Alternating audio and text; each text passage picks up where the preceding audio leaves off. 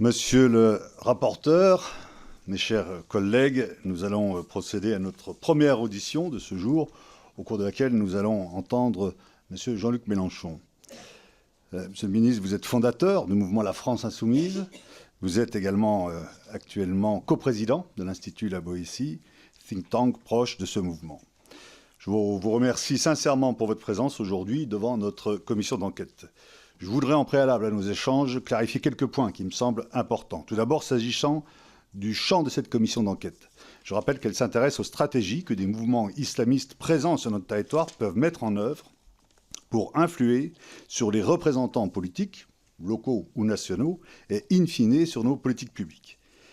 Certains commissaires, notamment parmi les groupes de gauche, auraient souhaité que nous étendions le champ d'investigation de notre commission d'enquête à d'autres formes d'entrisme. Toutefois, cela n'a jamais été l'objet de cette commission d'enquête qui traite spécifiquement de l'islamisme politique et s'inscrit en ce sens dans la continuité totale avec le rapport publié par le ministère de l'Intérieur en mai 2025, en mai dernier, sur cette idéologie. À cet égard, nos travaux permettent de dresser plusieurs constats. 1. Les mouvements islamistes présents sur notre territoire représentent une menace bien réelle et désormais documentée par les services de renseignement. 2. Ces mouvements souhaitent affaiblir certains de nos principes républicains, comme la laïcité, ou de nos valeurs, comme l'égalité entre les hommes et les femmes, ou la liberté religieuse. 3. Cet objectif les amène naturellement à s'intéresser aux représentants politiques et aux partis politiques. Sur ce point, nos travaux ont permis de constater qu'au niveau local, tous les partis politiques peuvent être concernés, les élus ne disposant pas toujours de toute l'information nécessaire pour distinguer les intentions de leurs interlocuteurs. Au niveau national, le risque se concentre sur quelques élus qui affichent une certaine proximité avec des individus pourtant proches des mouvements islamistes. Nous y reviendrons dans le cadre de nos questions. Autre précision sur le fond qui me semble importante au regard de la difficulté à aborder sereinement ce sujet, nous traitons bien ici d'islamisme politique, soit de personnes défendant une vision exacerbée de l'islam et cherchant à l'imposer d'abord aux communautés musulmanes présentes sur notre territoire et plus généralement à notre société. Nous ne traitons donc ni de l'islam, ni des musulmans, ni de toutes les décisions qui sont prises de manière tout à fait légitime d'ailleurs par les élus de la nation pour répondre aux besoins exprimés par les membres de cette confession religieuse. De la même façon, nous condamnons sans équivoque les amalgames entre islam et islamisme, ainsi que toutes les violences qui peuvent être exercées à l'encontre de personnes au nom de leur religion supposée. Nos travaux se concentrent donc sur un point très précis, évoqué, mais sans être pleinement développé, par le rapport du ministère de l'Intérieur de mai dernier, à savoir les rapports entre les mouvements islamistes et les représentants de partis politiques. S'agissant à présent de la méthode, et malgré tout ce qui a pu être dit, cette commission ne vise pas un parti en particulier. Nous ne sommes pas un tribunal et nos auditions se sont déroulées jusqu'à présent dans un climat serein. Simplement, nous essayons d'analyser le plus fidèlement possible des phénomènes sur lesquels l'ensemble de la communauté du renseignement nous a alertés. Nous avons ainsi auditionné des personnalités présentant des points de vue différents, proposés par différents commissaires. Par ailleurs, j'ai personnellement veillé à ce que tous les groupes soient invités à participer au bureau de la commission et qu'ils puissent s'y exprimer librement. Enfin, s'agissant de votre audition, il se trouve que lors de nos auditions, votre parti a été mentionné à plusieurs reprises comme pouvant constituer une cible pour les mouvements islamistes. Il nous a ainsi semblé important de vous recevoir et d'échanger avec vous sur cette thématique. Aussi, je vous soumettrai, Monsieur le ministre, quelques questions en guise d'introduction à nos travaux et je vous proposerai, si vous le souhaitez, de prendre la parole pour un propos liminaire qui pourrait être d'une dizaine de minutes. Puis, le rapporteur posera ses questions ainsi que les commissaires qui le souhaitent. Les trois questions liminaires. Tout d'abord, nous avons été alertés par tous les services de renseignement sur l'importance de la menace que représente l'islamisme politique en France. Sont identifiés deux types de menaces. Une menace séparatiste, soit un repli communautaire de plus en plus marqué dans certains territoires ou certains quartiers qui remettent en question l'adhésion de leurs habitants à nos principes et à nos valeurs républicains, et une menace d'entrisme ou d'influence au sein des associations, des institutions ou des mouvements politiques pour faire changer les règles communes. Que pensez-vous de cette menace islamiste sous forme de séparatisme ou d'entrisme? Première question. Deuxième question, avez-vous le sentiment qu'au sein de votre parti, la différence entre islamisme et islam fait l'objet d'une information suffisante pour permettre aux élus d'identifier les demandes légitimes de nos concitoyens musulmans de demandes relevant davantage du séparatisme ou de l'entrisme. Ces enjeux font-ils l'objet de discussions en interne et votre parti sensibilise-t-il par des formations ses élus, ses militants à ce sujet? Troisième question, enfin, un risque d'entrisme sur les listes municipales en vue des prochaines élections du mois de mars prochain a été mentionné à plusieurs reprises au cours de nos auditions, notamment dans des communes situées au sein d'écosystèmes locaux déjà bien constitués. Comment prévenir ces phénomènes selon vous? Est-ce un sujet de vigilance pour votre parti? En vous remerciant pour les éléments que vous allez pouvoir nous donner, je vais vous inviter, conformément à l'article 6 de l'ordonnance du 17 novembre 1958, à prêter serment de dire la vérité, toute la vérité, rien que la vérité. Je vais donc vous inviter à lever la main droite et à dire « Je le jure ».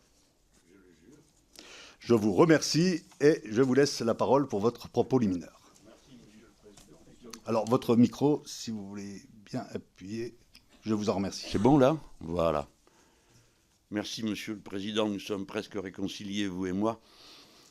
Nonobstant la présence nocturne de ce policier venu me remettre une convocation, je sais que vous n'y êtes pour rien, mais auparavant, vous aviez commis une erreur. La convocation était arrivée au bureau du groupe président, du groupe insoumis. Or, je vous rappelle que le règlement nous interdit absolument de faire travailler nos collaborateurs de groupe pour un parti politique, y compris pour des tâches de secrétariat.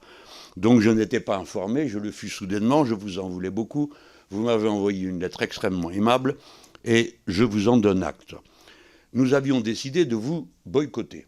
Et vous savez pourquoi? D'abord parce que l'intitulé de la commission était insupportable, on y mettait en cause notre parti. C'eût été c'est pas que ça nous aurait dérangé, nous sommes capables de faire face à toutes les adversités, mais il y avait tout de même un problème. Comment en France, une commission parlementaire interroge un parti pour voir s'il est conforme aux lois de la République? C'est absolument inouï. Ça ne s'est pas fait grâce à la sagesse de la commission des lois, et il faut l'en remercier. Cependant, je me suis interrogé, alors je termine pour les raisons, ensuite le bureau a été constitué dans des conditions qui ne convenaient pas au groupe parlementaire, puisqu'il ne se sentait pas représenté, et puis parce que les auditions qu'il avait souhaitées, mais vous venez de donner votre avis sur le sujet, n'étaient pas possibles. Donc la décision était prise, c'est celle du groupe, ça ne me regarde pas. Je me suis demandé pourquoi vous m'invitiez moi, et comme je ne trouvais pas de raison, eh bien, je me suis attribué l'intérêt que vous avez pour mes capacités intellectuelles de coprésident de la Boétie. J'ai écrit d'innombrables articles, éditos, livres et autres sur la question de la laïcité au cours, disons, des 3 dernières décennies. Et donc, je me sens capable d'éclairer les points de vue, d'éclairer le point de vue sur des sujets qui sont en effet très délicats du point de vue des principes, car la France est une terre de vieilles guerres de religion. Et par conséquent, elle doit, plus qu'une autre nation, être prudente et se souvenir des leçons du passé. La guerre de religion, c'est sous l'Ancien Régime 11 expulsions des Juifs de ce pays. C'est l'invention par le supposé Saint-Louis, en réalité Louis IX, de la rouelle, des incendies de Torah et de l'expulsion des Juifs. Ensuite, ce furent les guerres de protestants et de catholiques, 2 siècles et un quart à peu près, dans des conditions effroyables. Dès lors, la laïcité dans notre pays n'est pas le résultat d'un colloque savant, elle est un accomplissement au terme d'une histoire où l'on a auparavant tout essayé pour essayer de s'en passer. Le massacre mutuel, l'expulsion, j'ai parlé des Juifs, mais les protestants sont partis à plus de 200 000 lorsque l'édit de Nantes a été aboli. Et pour notre malheur, ils ont été enrichir des pays qui ensuite nous ont mené des guerres implacables. Donc, j'ai pensé que c'est à cela, et j'espère que c'est à cela, qu'on m'appellera dans un instant à répondre aux différentes questions. Mais je ne peux manquer de vous taquiner et de vous demander pourquoi vous n'avez pas dans vos auditions consulté des personnes qui me semblaient d'un plus grand intérêt que moi sur le sujet que vous avez bien délimité. Vous avez dit on ne parlera pas de l'islam, etc. Nous parlons d'un fait, une menace, dont je reconnais l'existence évidemment, au milieu de bien d'autres, mais elle existe. Et donc la France doit faire attention, agir avec intelligence, et dans un instant, j'y viens. Mais pourquoi ne pas avoir auditionné, par exemple, vous avez auditionné les rapporteurs, M. Courtade et M. Gouillette. M. Gouillette est un grand ambassadeur de France, qui a été le représentant de notre patrie dans de nombreux pays du monde musulman, et qui connaît bien son affaire. Et dès lors, moi, j'attache beaucoup d'intérêt à ce qu'il a dit, et au rapport. Je l'ai lu, je l'ai trouvé intéressant, mais je suis presque obligé de vous dire, n'y voyez pas mal que vous êtes hors sujet. Car dans le rapport, il n'est pas spécialement question des frères musulmans.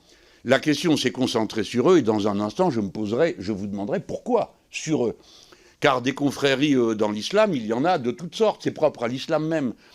L'islam n'est pas un système vertical comme l'Église catholique, avec un organe qui dit la vérité à laquelle il faut adhérer, sous peine d'être excommunié, ça n'existe pas. C'est pourquoi, sur tous les sujets dans l'islam, il y a toujours discussion.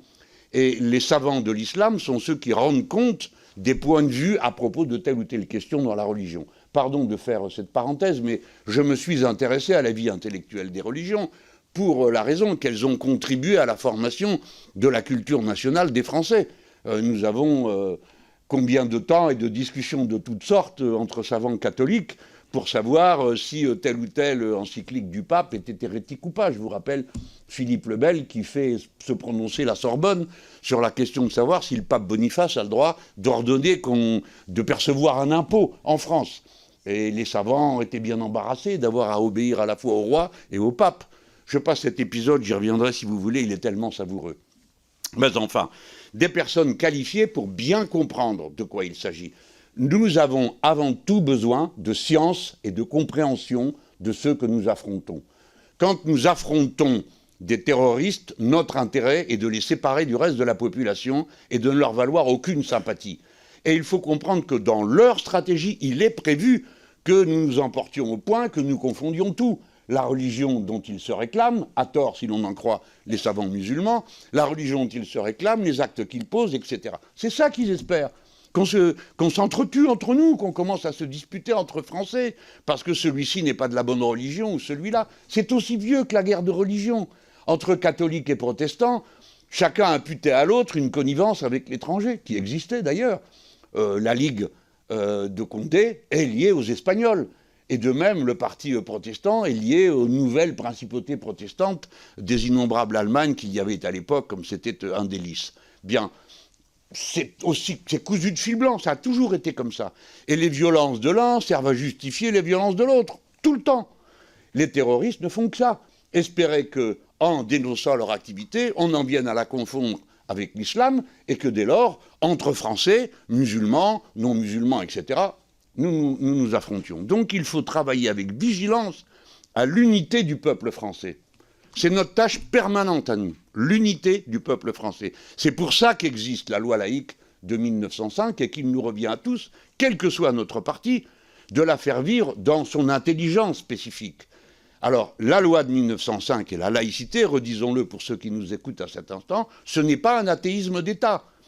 La laïcité, ce n'est pas l'interdiction de ceci ou cela, c'est une loi de liberté. Et d'où vient-elle ? De la bataille qui est immédiatement commencée entre catholiques et protestants, puisque le roi venait de Dieu et de sa décision, alors de laquelle des deux religions procédait son autorité. Très vite, les rois s'aperçoivent que de cette histoire, ils ne sortiront pas indemnes. Et ils commencent par dire, eh ben attendez, nous on est les rois de tous les sujets. Non, ça s'est passé comme ça. Et il a fallu que tout ce cheminement du siècle, des siècles, 2 siècles et 19 ans, vous avez ensuite un parti royaliste qui se fiche complètement de savoir qui Dieu a choisi. Et ils disent la loi française, c'est la loi salique, l'aîné de la branche aînée est roi de France. On ne se soucie pas de savoir d'où il sort. Patatras, il était protestant. C'est Bourbon de Navarre. Et il a fallu surmonter ça. Et puis il y a la Révolution, et puis il y a la Commune, j'en passe. Mais c'est pour vous dire, le problème auquel nous sommes confrontés n'est pas nouveau, et nous devons tenir compte des enseignements du passé, ayant pour objectif l'unité des Français. Donc pourquoi n'avez-vous pas, puisque là vous êtes en train de faire la chasse aux extrémistes, pourquoi ne pas avoir consulté M. Lang, qui est le président de l'Institut du monde arabe, qui a une très grande science et compréhension de ce qui se passe dans le monde islamique, ou M. Bernard Cazeneuve, qui lui a vécu en première ligne l'attentat épouvantable qui a meurtri notre patrie si profondément au Bataclan. Ou bien, tenez, et j'arrêterai, là c'est la taquinerie. M. Wauquiez, c'est lui qui a inventé cette commission, il s'y est tellement mal pris qu'il a fallu en changer le nom. Et pour finir, il vous abandonne, il vient même pas là. Il a peut-être des idées, c'est lui qui a inventé l'idée que nous serions responsables, nous, les insoumis, de je ne sais quelle connivence. Où est passé M. Wauquiez? Pourquoi ne vient-il pas ici? Pourquoi ne vous supplie-t-il pas, Président, de pouvoir venir vous tenir informé de ce qui l'a motivé à nous pourchasser comme il le fait? Je passe à propos de M. Retailleau ou de M. Hollande, qui étant président de la République, ayant avoué publiquement qu'il avait pris des décisions extrêmement rudes à l'égard des ennemis de notre pays, si vous voulez bien vous souvenir de ce à quoi je suis en train de faire allusion. Bref, voilà. Si vous voulez interroger des gens qui ont des liens avec les terroristes, interrogez les membres du Rassemblement national, mais je veux immédiatement préciser ceci. Je ne suis pas en train d'accuser le Rassemblement national d'avoir un lien avec le terrorisme. Mais 2 de ses membres ont été pris la main dans le sac, l'un à vendre des armes, l'autre à aider le travail. Je précise bien, je n'en accuse pas le Rassemblement national, je ne l'ai jamais fait. Je fais preuve de mesure. Mon domicile a été entièrement saccagé. Et sur tous les murs, il y avait des slogans du Rassemblement national. Je n'ai jamais accusé le Rassemblement national d'avoir décidé cette agression, car je ne le crois pas. Voilà pourquoi je ne crois pas que le Rassemblement national soit un mouvement qui soit lié au groupe terroriste. Cependant, les connexions existent pour des raisons qui sont idéologiques et il faut les comprendre. De telles connexions n'existent pas pour nous, puisque par définition, nous sommes un mouvement qui postule que la similitude des êtres humains crée leur égalité en droit. Dès lors, tout ce qui s'apparente de près ou de loin à des distinctions qui reposent sur autre chose, nous les combattons toujours. Nous les combattons au sens de nous ne voulons pas qu'elles deviennent des règles politiques. Alors, me voici tout de même devant vous. Alors, vous pouvez vous en étonner après ce que je viens de vous dire. Mais je vais vous dire pourquoi. Eh bien, parce que votre commission a déjà produit les documents qui nous innocentent absolument. Qui? Tous les responsables de services de renseignement du pays que vous avez entendus. J'ai lu les comptes rendus. Aucun ne dit qu'il y a un lien entre nous et les islamistes. Ils disent même le contraire. Aussi bien s'agissant des frères musulmans qui sont en cause dans ce qui nous occupe présentement, eh bien le rapport de M. Courtade et de M. l'ambassadeur Gouillette dit, il ne peut pas être plus clair. Au niveau français, dit M. Courtade, je ne connais pas de stratégie constituée d'influence de la mouvance frériste auprès des partis politiques. À l'heure actuelle, certains militants islamistes politiques qui n'agissent pas nécessairement sur ordre mènent au niveau local des stratégies d'influence, parfois d'obtention d'avantages, voire d'emprise. Mais, dit M. Courtade, je répète que nous n'avons pas observé ni documenté ou étudié une stratégie d'influence au niveau national sur les partis politiques. Alors, à plus forte raison, sur nous. Ceci vient de votre compte-rendu, pas de nos investigations à nous, car nous en menons aussi. Et je vais vous en dire un mot pour vous mettre en garde contre ce qui vous arrive. Alors, pareil, les responsables de renseignement français ont dit, nous, on n'a pas vu ça. Mais c'est le moment pour moi, maintenant, de vous mettre en alerte. Quelque chose se passe d'un peu bizarre dans ce pays.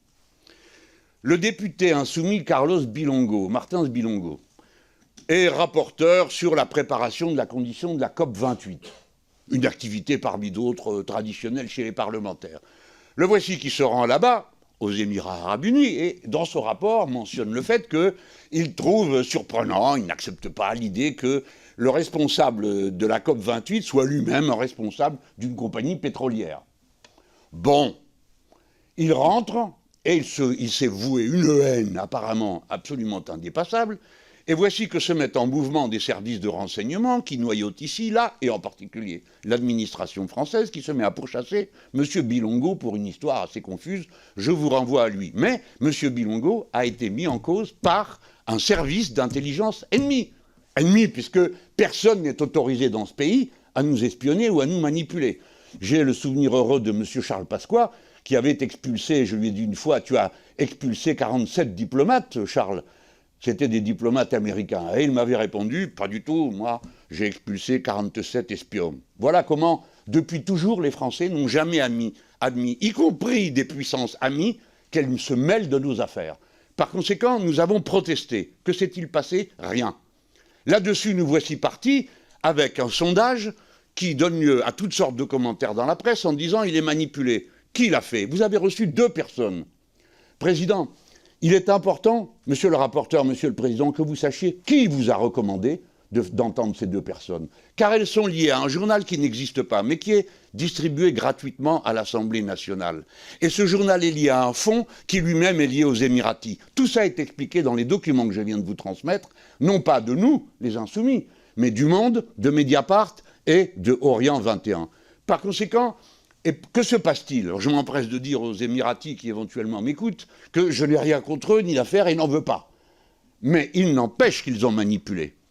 Ils ont manipulé et ils se donnent pour objectif, c'est l'objectif de ce journal, Écran de veille, de provoquer des débats publics. Et c'est eux qui, par compétition avec le Qatar, ont imaginé qu'il fallait mettre en cause les frères musulmans pour mettre en cause le Qatar. Sans doute y a-t-il des frères musulmans en France, bien sûr. Il y a de tout en France, sur tous les sujets.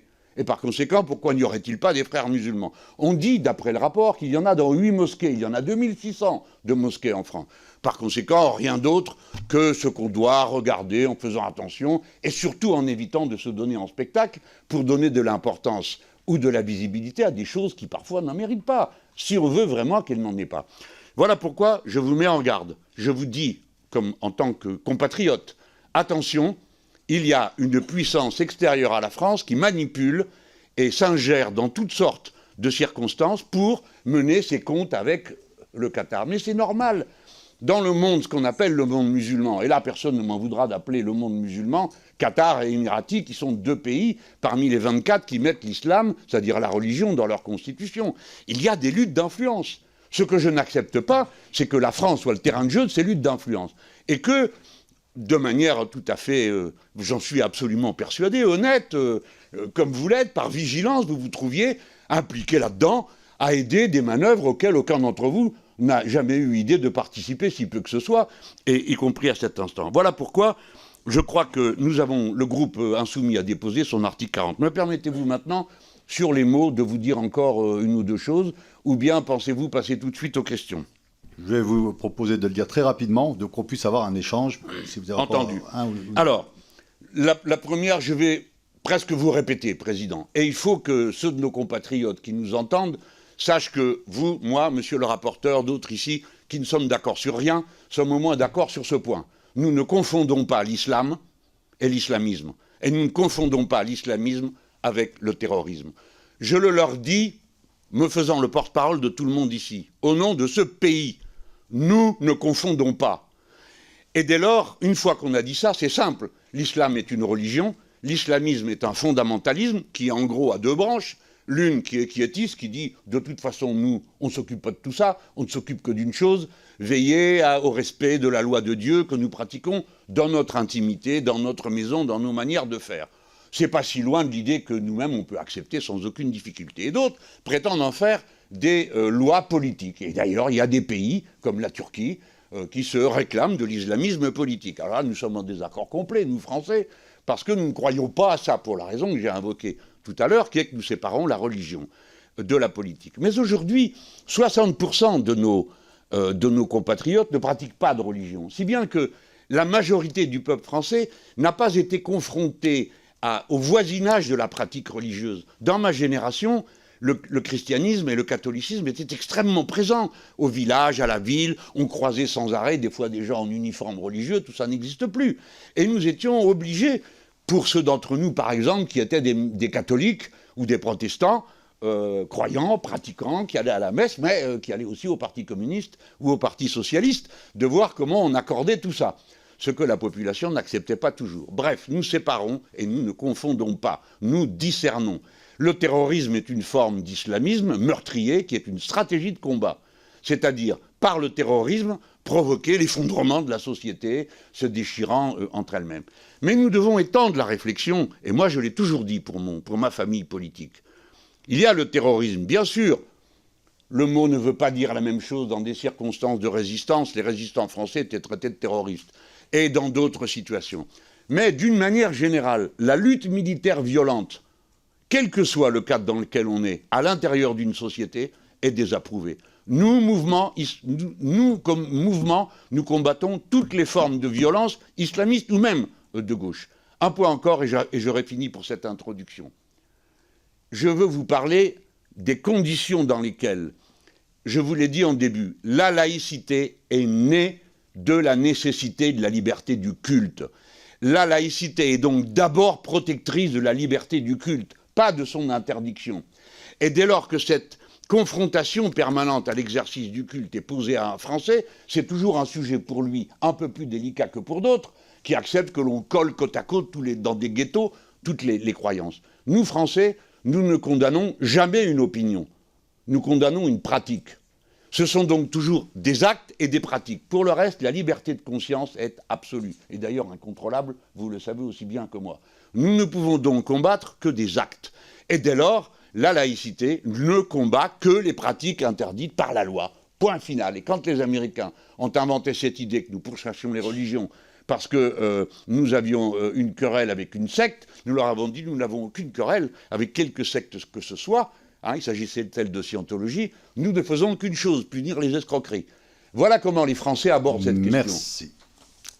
Merci, Monsieur Mélenchon, pour ce propos liminaire. Quelques éléments rapides d'abord avant de vous poser les questions concernant la convocation.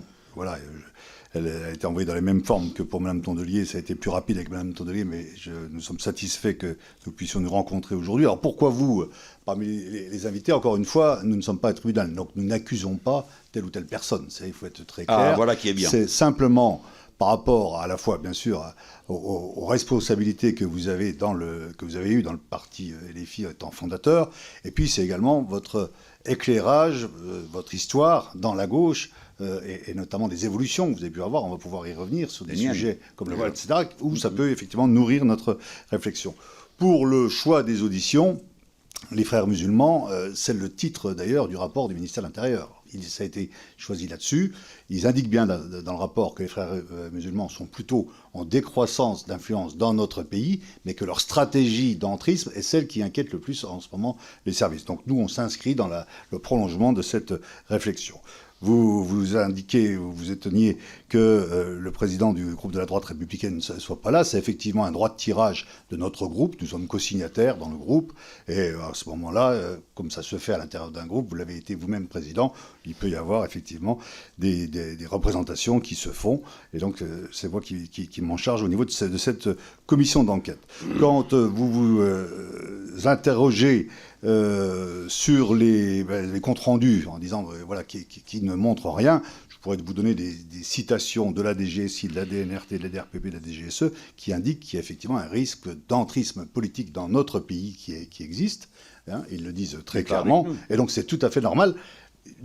Ils ne ciblent pas vous en particulier, voilà, c'est très clair, mais il y a effectivement de l'entrisme politique. C'est cité, et là où vous allez être cité, c'est dans des cas effectivement de contact, mais on va le faire au moment des questions, de membres de votre parti qui peuvent être en contact avec des représentants d'organisations islamistes. Enfin, sur le sondage de l'IFOP, moi je respecte le travail qui est fait par l'Institut qui est un des plus anciens dans notre pays. Vous avez fait une saisine au titre de l'article 40, maintenant c'est de l'ordre judiciaire. Nous n'avons pas à nous en occuper au niveau de notre audition, mais ça nous semblait normal par rapport à l'actualité que nous auditionnons. Et j'indique d'ailleurs que les 5 premières minutes de l'audition du représentant de l'IFOP ont été consacrées à une explication de la méthodologie de ce sondage qui a permis effectivement d'éclairer certains points. Nous en venons maintenant aux questions et aux réponses, et je vais donc inviter monsieur le rapporteur à poser ces questions. J'aurai l'occasion de le faire, et ensuite ce sera les collègues qui voudront le faire. Monsieur le rapporteur. Merci, Monsieur Mélenchon, pour vos propos liminaires. Mes chers collègues, avant de vous entendre, Monsieur Mélenchon, sur les questions que j'ai à vous poser, je souhaite rappeler le cadre précis et la nature même de nos travaux. Une commission d'enquête, ça a été dit, n'est pas un tribunal, elle ne juge pas, elle ne condamne pas, elle n'instruit pas à charge, et contrairement à ce que j'ai pu entendre beaucoup dans la presse, elle n'a pas les moyens d'investigation du système judiciaire, et c'est pas fait pour ça. C'est un outil parlementaire au service de la représentation nationale chargé d'établir les faits et de formuler des propositions pour prévenir ou corriger, en ce qui nous concerne, les phénomènes d'entrisme qui pourraient toucher des responsables publics, des organisations ou des partis politiques dans notre pays. C'est dans cet esprit de lucidité et de responsabilité que nous devons situer nos travaux. Car si nous sommes réunis aujourd'hui, c'est aussi parce que la France a été frappée dans sa chair par le terrorisme islamiste. Depuis 2012, 50 attaques ont été perpétrées sur notre sol, dont 24 mortelles, faisant 274 morts et plus de 800 blessés. De Toulouse à Montauban, de Charlie Hebdo au 13 novembre, de Nice à Saint-Étienne-du-Rouvray, jusqu'aux horribles assassinats de Samuel Paty et de Dominique Bernard, ces crimes ont bouleversé durablement notre pays. Ils ne relèvent ni de faits isolés, ni d'une dérive marginale. Ils s'inscrivent dans un continuum idéologique, celui de l'islamisme politique, qui, sous des formes légalistes ou violentes, cherche à fracturer notre société, à délégitimer nos institutions et à miner les fondements mêmes de la République. Cette réalité nous oblige, car en amont du passage à l'acte terroriste, il existe des écosystèmes d'influence, des stratégies séparatistes et parfois des démarches d'entrisme identifiées de longue date par les services de l'État et par les chercheurs. Comprendre ces dynamiques, c'est contribuer à prévenir ce qui, un jour, peut menacer l'intégrité de la nation. Depuis plusieurs décennies, notre pays est confronté à la diffusion progressive d'une idéologie, l'islamisme, qui dépasse largement la seule question religieuse. Comme l'ont rappelé de nombreux chercheurs et autorités auditionnés par notre commission, l'islamisme est avant tout un projet politique, mobilisant des normes religieuses comme levier d'organisation sociale et, pour certains courants, comme moyen de transformation de l'État. Vous évoquiez les frères musulmans et il y en a d'autres.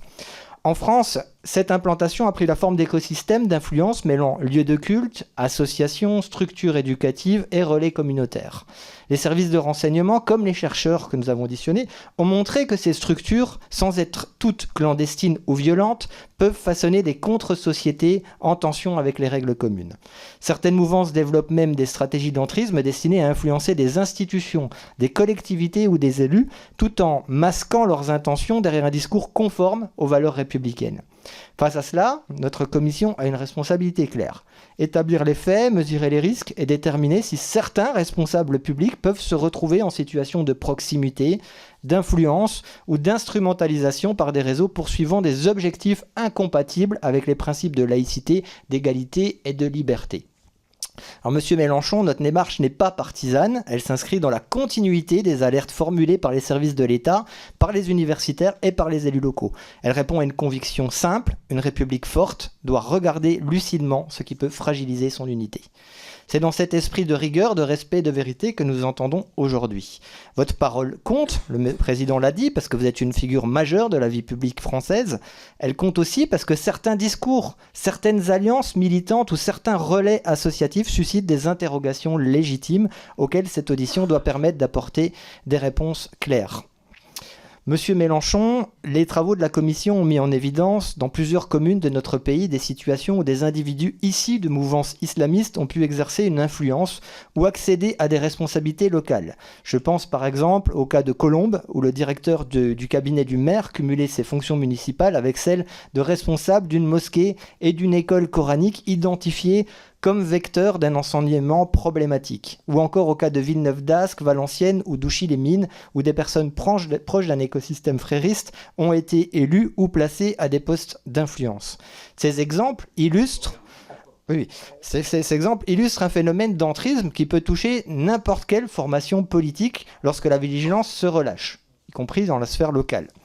À cet égard, une autre forme d'entrisme, davantage idéologique, a été revendiquée publiquement en 2022 par Mme Houria Boutelja, qui est fondatrice du Parti des indigènes de la République. S'adressant à propos de votre candidature à l'élection présidentielle, elle déclarait, je la cite, « Dans ce magma, il y a un butin de guerre qui s'appelle Mélenchon. C'était une espèce de laïcard de dingue, disait-elle, et aujourd'hui il dit des choses qu'il n'aurait jamais dites il y a 15 ans. » Cette phrase vous désigne donc explicitement comme une sorte de cheval de Troie présenté comme un instrument permettant de faire avancer un agenda politique hostile à ce qu'elle appelle elle-même les laïcards et assumant une logique d'influence sur un candidat aux plus hautes fonctions qui était l'élection présidentielle. Mes questions sont les suivantes. À la lumière de ces exemples concrets, qu'ils soient locaux, organisationnels ou plus idéologiques, comment analysez-vous la réalité du phénomène d'entrisme en France ?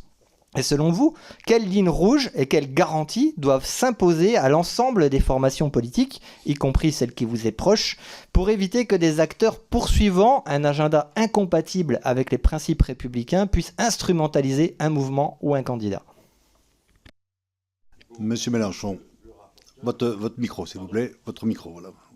Je remercie le rapporteur pour la précision de sa question, mais je commence d'abord par déblayer des incertitudes.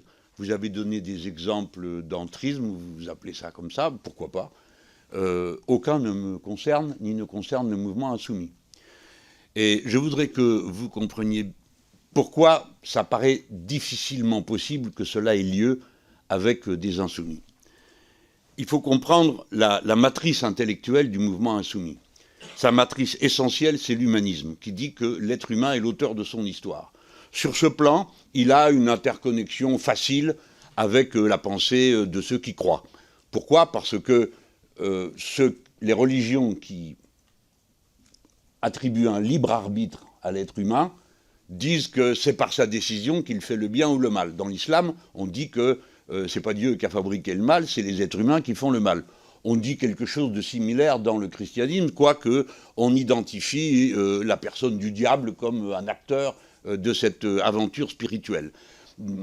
Parmi les laïcs, on dira, le mot n'est pas adapté, disons ceux qui n'ont pas de foi religieuse, on dira que la conformité avec les principes de la morale que l'on s'assigne crée le bien et le mal. Donc sur ce plan, on a un terrain commun.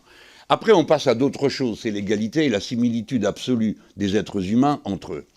Et là commencent toutes sortes de discussions politiques sur l'étendue des droits et des devoirs de chacun, le principal devoir étant de respecter le droit des autres.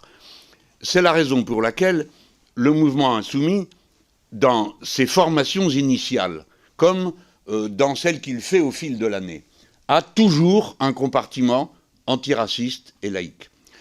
Nous avons une école de formation avec des stages régionaux, des stages nationaux. L'un est un stage national qui dure 6 mois, 1 an, 6 mois, et dans lequel on vient tous les 15 jours à une rencontre nationale, le mouvement prenant en charge les frais que cela déclenche pour ceux qui y viennent. Et dans la formation de base, il y a pour toutes les promotions, toutes, sans exception, les 2 cours sur le racisme et le cours sur la laïcité de l'État. Le cours sur la laïcité est donné par monsieur le philosophe Benoît Schneckenburger, qui est par ailleurs aujourd'hui le président de la libre pensée. Vous imaginez qu'une telle présidence lui donne une vigilance spéciale sur la question de la foi. Et comme notre but n'est pas d'endoctriner, mais de faire réfléchir, il va de soi que chaque fois qu'il vient, eh bien, il se heurte à des amis qui trouvent ces formules excessives et qui, de ce fait, réfléchissent, puisque existe entre nous, comme vous l'imaginez, une grande tolérance d'échange des points de vue. Ensuite, donc, toutes les promotions de cadres de notre organisation sont confrontées à cette double formation. Celle qui va sur le racisme prend donc en compte absolument toutes les formes de racisme, l'antisémitisme, la négrophobie, que sais-je encore, tout ce qui est répandu par l'ennemi pour, je vous parle avec mon vocabulaire là, diviser le peuple. Car pour nous, l'acteur de l'histoire est le peuple, nous l'avons décrit d'une manière matérialiste, et nous pensons que notre adversaire, l'oligarchie, est incapable de dominer la société si elle ne divise pas le peuple. D'où la vigilance spéciale à ne pas accepter d'être divisé par le racisme et la vigilance sur la laïcité. Et donc, nous passons notre temps à expliquer ça. Mais nous le faisons avec assez, comment dire, nous sommes des militants politiques, je ne vais pas vous apprendre ce que c'est, vous êtes vous aussi un militant politique, vous êtes un député, vous savez que l'enjeu de la vie politique, c'est la conscience. La meilleure manière d'intervenir dans la formation des consciences, ça n'est pas de donner des ordres, c'est de faire comprendre l'environnement d'une idée. La question de la laïcité de l'État est fondatrice pour nous, pour éviter qu'on vienne à réclamer de l'État des mesures qui protègent telle ou telle chose. Nous passons notre temps à expliquer la liberté républicaine est une liberté absolue. Nous n'interdisons pas, par exemple, il y a dans notre pays la liberté de l'interruption volontaire de grossesse, mais personne n'est obligé d'avorter, personne. Mais celles qui veulent le faire peuvent le faire parce que la loi le permet. De manière assez étrange, on a permis que la profession médicale puisse faire valoir une clause de conscience pour refuser d'accomplir l'acte d'avortement. Je ne vous cache pas que personnellement, si je comprends ce que ça peut représenter pour quelqu'un qui est croyant, d'un autre côté, je vois là un biais, une exception à la loi qui pourrait être ensuite étendue. Car ceux qui ont une fonction publique, quelle qu'elle soit, une utilité sociale, peuvent se réclamer à tout instant de leur propre conviction religieuse pour empêcher que la liberté des autres s'exprime, il y a un problème. Je ne vous dis pas, je ne mets personne en cause à cet instant. Je dis que, de temps à autre, nous sommes placés devant une contradiction qui nous pose problème, nous interroge, et quoi à la fin ? Eh bien, à la fin, on applique la loi, et puis voilà. C'est ce que je fais. Donc, alors, ça, c'est la réponse de fond pour le mouvement insoumis. Et alors, est-ce que ça nous protège de tout ? Ben non, bien sûr que non. Nous ne sommes pas protégés nous-mêmes, ni du sexisme, ni de la bêtise, ni de tout ce qu'on voudra. Ce sont des influences de la société et il y a lieu de les combattre dans nos rangs lorsqu'on les aperçoit. Tous les partis sont confrontés à ça. Tout le monde. Nous sommes des êtres humains dans une société libre, par conséquent ça circule. Et nous pensons que nous donnons les moyens. À chaque grand événement amphi d'été que nous faisons tous les étés, il y a des séances consacrées spécifiquement à la question des racismes de toutes sortes et de la laïcité de l'État.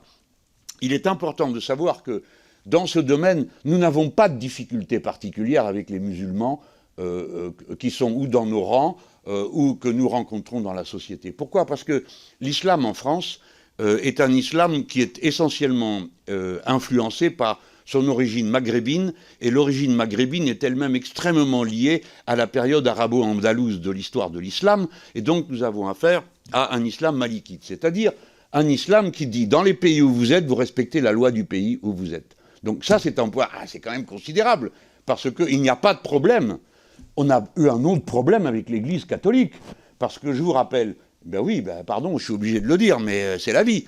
1906, l'encyclique Vehementernos, elle dit qu'il n'y a pas de loi supérieure à celle de Dieu, et que penser qu'il faut en appliquer une autre est criminel.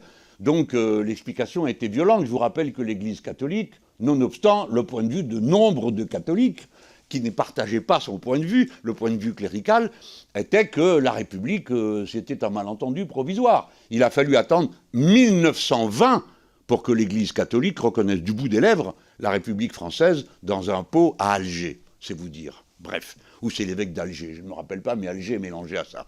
En tout cas, voilà. Maintenant, tout ça est beaucoup plus simple à gérer, si bien que celui qui viendrait faire de l'entrisme religieux se fait plus vite repérer que n'importe quel autre. Et évidemment que notre mouvement n'acceptera jamais l'entrisme religieux, ni de confier des responsabilités à quelqu'un qui dirait « je le fais parce que je suis catholique et je vais expliquer les vertus catholiques ou les vertus juives ou les vertus protestantes », qui sont des vertus respectables mais qui n'ont rien à faire dans notre organisation, ni dans nos candidatures. Donc sur ce plan, je ne crois pas que... Mais si vous avez des difficultés à nous signaler, faites-le. Après... Quand même, vous êtes des élus, alors vous savez comment ça se passe, vous faites des listes, non, dans votre coin. Tout le monde arrive au moment où il faut faire des listes. Merci, M. Mélenchon. On va laisser la parole pour la deuxième question à M. le rapporteur. Très bien. Le continuum politique, je vous retrouverai après. D'accord.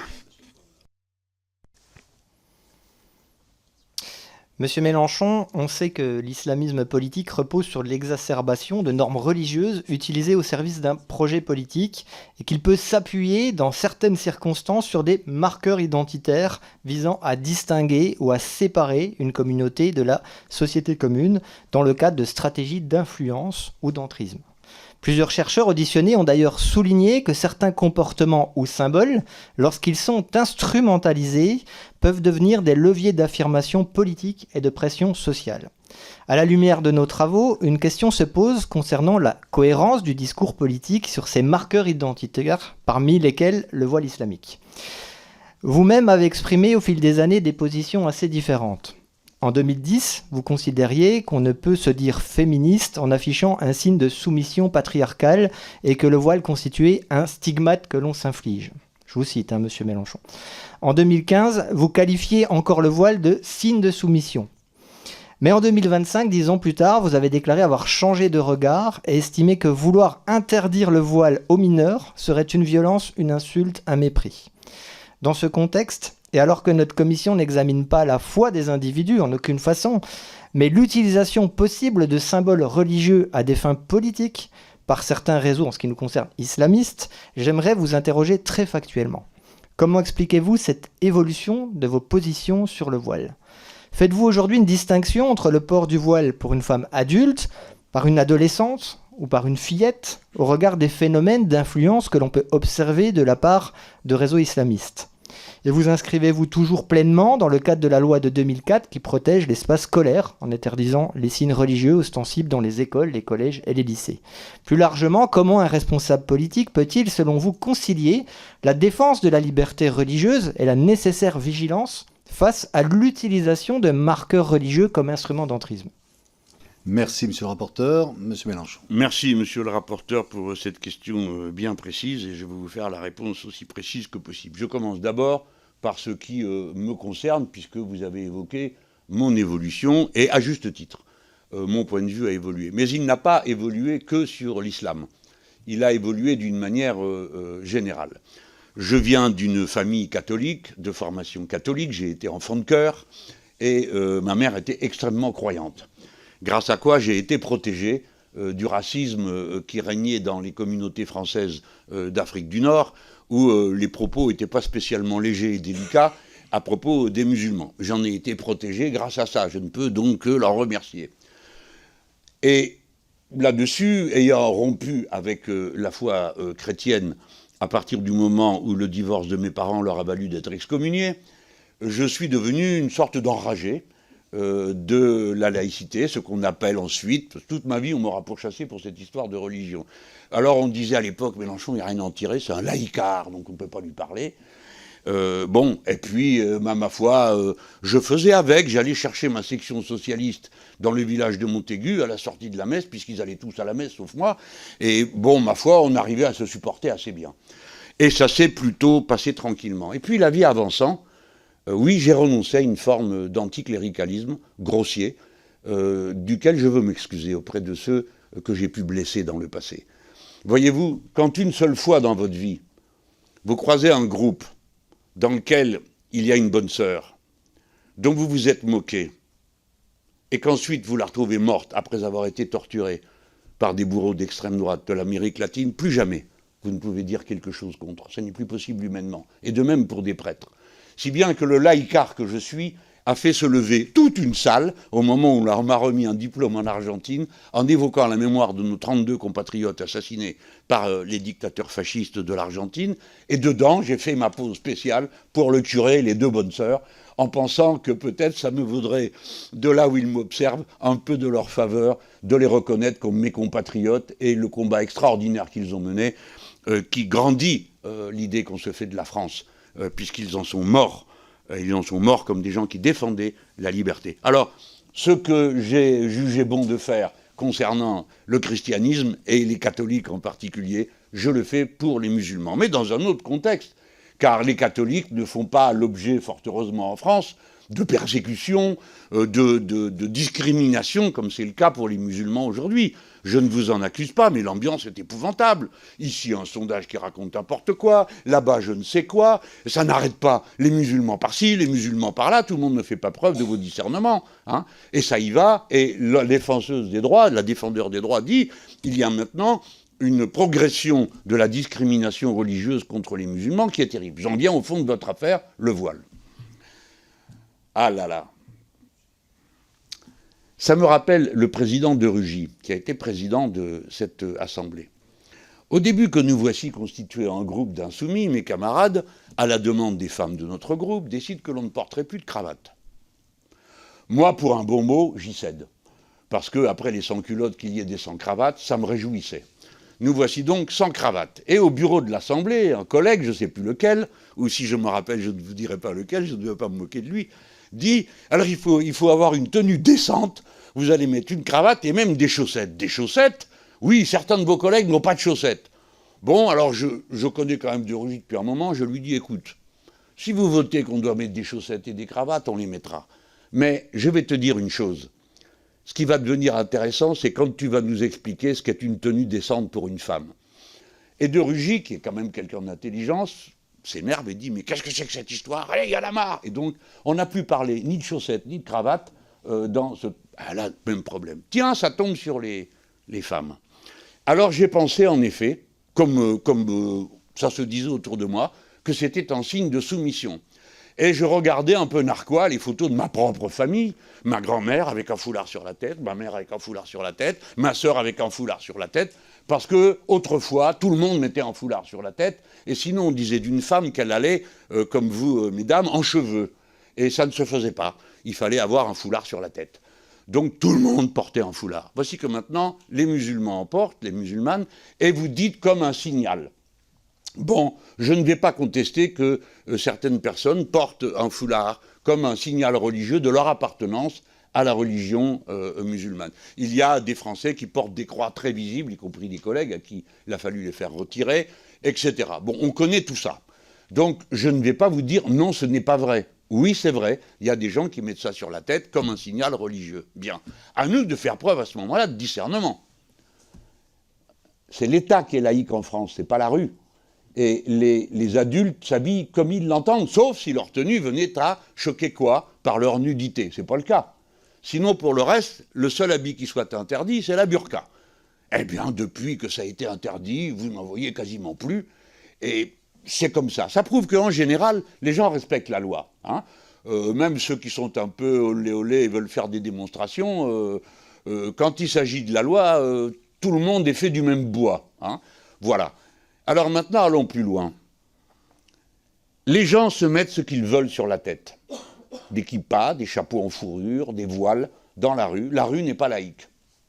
Mais par contre, pour accomplir le service de l'État, là, ça n'est plus pareil. L'État est laïque. Donc, personne ne met de voile, personne ne met de chapeau de toutes sortes, et ainsi de suite. Voilà.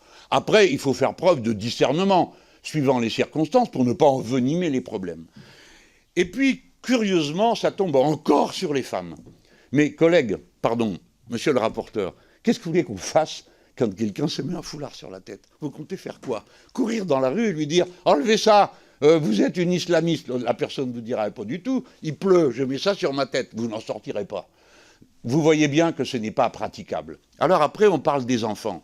Problème compliqué, car la loi reconnaît à chaque parent le droit de transmettre ses valeurs à ses enfants et les pratiques qui vont avec. Après tout, on pourrait dire à quelqu'un qui emmène son gosse à la messe le dimanche, eh bien tu le prives de sommeil. On ne fera pas ça, on n'est pas fous. Les parents transmettent leurs convictions. Et à propos du voile, je me suis posé la question, moi-même, c'est quoi ce truc? D'abord, est-ce que c'est une obligation? Non, ce n'est pas une obligation. Pourquoi je dis ça? Parce qu'il y a des obligations. Par exemple, un groupe de sénateurs propose d'interdire le jeûne dans le ramadan, mais c'est les 5 devoirs de l'islam de faire ramadan. Vous avez l'intention d'empêcher les gens de jeûner, comment vous allez faire? Personnellement, je pratique le jeûne intermittent, ça n'a rien à voir avec le ramadan, c'est ramadan toute l'année. Qu'est-ce que vous allez me demander de faire? Surveiller si je jeûne pour des raisons religieuses ou pas? Vous voyez, monsieur le rapporteur, ce que je veux vous dire, c'est que c'est inextricable. Et puis, c'est toujours la même histoire. C'est les femmes. Elles mettent un voile, elles ne doivent pas faire ci. J'ai donc posé la question à une de mes amies, croyante musulmane, qui fait ses 5 prières, ce qui est un exploit. Il faut se lever à 5 heures du matin pour faire la première prière. Et je lui dis, mais pourquoi, toi qui es féministe, qui enseigne à ta fille toutes ces choses, pourquoi tu mets... Elle dit, mais moi, je ne mets pas de voile. C'est pas une obligation. Je fais mes 5 prières, parce que c'est dans les 5 obligations avec le ramadan, le pèlerinage et l'aumône. Bon, ça, je le fais. Mais moi, je ne suis pas soumis à un homme. À ce moment-là, elle me dit, moi, j'en ai pas d'homme. Je suis soumise à Dieu. Alors, vous êtes des militants comme moi. Si vous voulez vous disputer avec Dieu, vous avez perdu d'avance. Parce que personne n'est jamais arrivé à rien sur ce sujet. Tous ceux qui ont essayé d'extraire la foi par des moyens violents ne sont arrivés à rien. Par des moyens de persuasion, la foi est-elle rationnelle? Vous savez comme moi, si vous avez la foi, ou ceux qui l'ont eue, que ce n'est pas un acte de raison. C'est un autre degré de relation au grand tout. Qu'est-ce que vous faites? Eh bien moi, je ne sais pas, d'accord? J'ai tapé aux portes pour vendre le programme commun. Et quand les gens me disaient, c'est très bien tout ce que vous nous dites, c'est bien, vous y croyez, mais vous êtes alliés avec des communistes qui ne croient pas en Dieu, nous on ne vote pas pour ceux qui ne croient pas en Dieu. Qu'est-ce que vous voulez que je leur dise? Eh bien rien. Alors on passait à la porte suivante. Merci, monsieur Mélenchon. J'ai pas fini. Attendez, je prends juste une question vous avez pas la dire, mais question de méthode. Je sais que pour tout le monde, on a une audition avec le garde des Sceaux à 15h30, donc je souhaite... Ah non, c'est pas moi le pire alors, Président. Je n'ai jamais dit ça, monsieur le ministre. Et donc, qu'on ait le temps, à la fois le rapporteur pour se poser ces questions et vous invitez effectivement à ce qu'on soit dans un format un peu plus compact. Je vous en prie pour le dernier mot. Je termine sur mon format compact. Je vous lance le défi, monsieur le rapporteur, pour que vous soyez dans le même embarras que moi pour trancher des questions de cette nature. Vous me parlez du voile. Et des enfants à qui l'on met un voile. Et que dites-vous de la circoncision? Elle concerne des jeunes enfants qui on ne demande pas leur avis. Elle est présente dans 2 religions. Et maintenant présente dans les mœurs des gens qui n'ont pas de religion, mais qui considèrent que c'est une bonne chose de le faire. Personne ne pose jamais la question. Ça, c'est pas un problème. Les voiles sur la tête des filles, oui, c'est un problème. Et la circoncision. Il y a des gens pour qui c'est un problème, qui disent c'est une maltraitance. Comment allons-nous nous sortir de ça, monsieur le rapporteur, monsieur le président?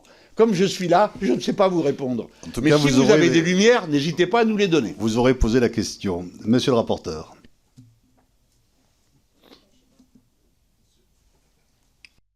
Merci, Monsieur Mélenchon. Les travaux de notre commission ont mis en lumière un phénomène préoccupant, c'est l'usage stratégique par certains réseaux islamistes du terme islamophobie pour délégitimer toute critique de leur idéologie, affaiblir la vigilance républicaine et nourrir un récit de confrontation entre les musulmans et le reste de la société. Les services de l'État nous ont alertés sur la dangerosité d'un tel usage, qui confond volontairement la critique d'un projet politique avec la stigmatisation de croyants, créant ainsi un brouillage dont les mouvances radicales tirent profit. De plus, en assimilant volontairement avec l'emploi de ce terme toute critique de l'islamisme à une hostilité envers les musulmans, ils fabriquent des adversaires. Ils désignent des cibles, ils cherchent à réduire au silence celles et ceux qui font l'étude de leur idéologie, comme on a pu le constater à travers les menaces d'ailleurs reçues par certaines personnes auditionnées dans notre commission. Je pense notamment à la chercheuse Florence Bergeau-Blaclair, à Nora Bussini, à Emmanuel Razavi, à Bernard Rougier et d'autres. Ces menaces ont été déclenchées précisément en réaction à leurs travaux sur l'islamisme, ce qui illustre la mécanique de mise en danger que les services de l'État nous ont décrite. Une accusation militante suivie d'une exposition publique, puis d'une menace réelle.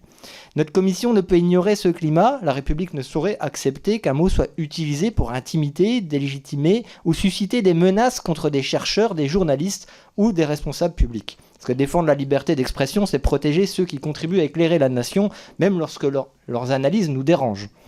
Dans le même temps, la réalité statistique impose une forme de lucidité. Selon les chiffres de 2024 du ministre de l'Intérieur, notre pays a recensé récemment environ 240 actes anti-musulmans que nous devons dénoncer avec la plus grande rigueur, compte plus de 1600 actes antisémites, alors même que la population juive est près de 10 fois moins nombreuse que la population musulmane. Ainsi, si les actes visant nos concitoyens musulmans appellent évidemment une condamnation ferme et résolue, l'antisémitisme demeure encore aujourd'hui malheureusement la haine la plus meurtrière, la plus persistante et la plus massivement dirigée contre une minorité religieuse en France. Plusieurs services auditionnés ont souligné que lorsque le terme islamophobie est utilisé d'une manière militante et extensive, il peut contribuer, même involontairement, à alimenter certains ressorts antisémites. En diffusant l'idée fallacieuse d'une guerre menée contre les musulmans et en désignant en creux les juifs comme des bénéficiaires supposés de l'ordre républicain, ce discours active des schémas complotistes déjà mobilisés par les mouvances islamistes radicales. Vous-même, Monsieur Mélenchon, avez rappelé par le passé votre réticence à employer ce terme, avant d'expliquer avoir changé de position, comme pour le voile d'ailleurs. Cette évolution mérite d'être comprise dans un contexte où la clarté des mots est essentielle à la cohésion nationale. Mes questions sont donc les suivantes. Comment, selon vous, concilier la lutte indispensable contre les actes anti-musulmans avec la nécessité de prévenir l'usage idéologique du terme islamophobie lorsqu'il peut brouiller la critique légitime de l'islamisme et nourrir, par ricochet, des imaginaires antisémites ? Pensez-vous qu'un usage trop extensif de ce terme puisse contribuer à renforcer ses ressorts ? Et comment maintenir dans le débat public une frontière nette entre la critique d'une religion, la dénonciation d'une idéologie politique et la protection de tous nos concitoyens contre le racisme ? Merci, monsieur le rapporteur. Monsieur Mélenchon. C'est des questions vastes, hein. Bon, alors, d'abord, je suis d'accord avec vous pour dire que les mots ont une grande importance parce que c'est eux qui fixent la réalité à laquelle nous accédons. Hein. Pas de mots, pas de pensée. C'est un point de vue matérialiste et je suis content de vous retrouver sur ce terrain. Les mots ont leur importance. Alors oui, en effet, moi au départ, j'étais hostile à l'utilisation du mot islamophobie parce qu'on me disait « mais alors tu nous interdis de critiquer, quand on utilise le mot islamophobie, tu interdis de critiquer l'islam ». Et donc je m'étais dit « non, on ne va pas utiliser cette expression-là, on va en utiliser une autre qui ne vaut pas mieux, qui s'appelle « haine des musulmans ». Et puis la discussion avance et je vois que l'usage commun autour de moi se fait sur le mot islamophobie. Je m'en vais donc regarder dans quelles circonstances il intervient. Et je vais vous dire, monsieur le rapporteur, que ceux qui se font un nœud au cerveau en déduisant de l'islamophobie que c'est une forme qui conduit à l'antisémitisme, pardon, mais si c'est vraiment des gens très préoccupés, et bon, je respecte la complexité de leur pensée, mais je ne vois pas le lien entre les deux. Par contre, ce que je peux vous dire, c'est que le mot islamophobie est un mot d'usage international qui donne lieu, tous les ans, à l'initiative de l'Organisation des Nations Unies, à une journée de lutte contre l'islamophobie, qui a lieu le 25 mars. Par conséquent, je me sens maintenant libre de l'utiliser, et je l'ai utilisé bien avant de m'être aperçu que l'ONU l'utilisait, pour une raison, c'est que dans la haine des musulmans, il y a le mot haine d'eux, et pour ma part, je hais les nazis. Et je n'ai pas l'intention de changer d'avis. Je pense que la plupart d'entre nous, on soit au même point. Je hais les nazis, voilà. C'est une haine que je trouve saine, salutaire, qui m'entretient bien et que j'essaye de transmettre à d'autres. Le mot haine n'est pas bon. Islamophobie, ça parle bien. Pourquoi? Parce qu'il y a islam et il y a phobie. La phobie, c'est quelque chose qui échappe à la raison, qui est de l'ordre de la déraison. Par exemple, les gens qui ont la phobie des araignées, vous en connaissez forcément quelqu'un autour de vous. Peut-être vous-même êtes proche de cette phobie ou une autre. D'autres, c'est les mouches. D'autres, c'est je ne sais quoi. Enfin bon, l'esprit humain est ainsi fait que nous avons tous nos démons intérieurs qui surgissent sous des formes fantasmées.